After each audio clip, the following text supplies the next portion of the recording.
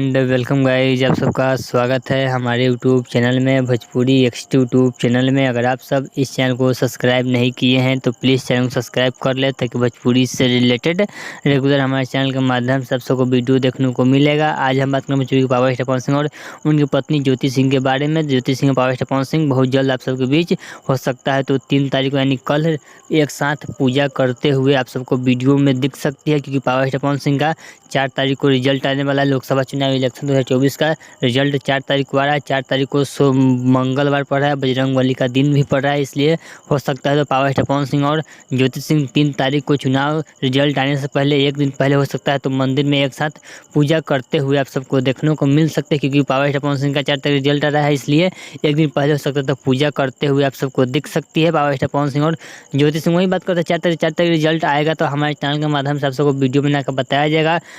पवन सिंह और दिनेश लाल यादव निरहुआ का रिजल्ट, 2 आदमी के रिजल्ट हमारे चैनल के माध्यम से आप सबको बता दिया जाएगा। चलिएगा, आपको यह पावर स्टार पवन सिंह और ज्योति सिंह का वीडियो अच्छा लगा तो फिर चैनल सब्सक्राइब कीजिए, वीडियो को लाइक कीजिए, तो भोजपुरी से रिलेटेड रेगुलर हमारे चैनल के माध्यम से आप सबको वीडियो देखने को मिलेगा। चलिए मिलता है न्यू अपडेट के साथ, तो ओके बाय।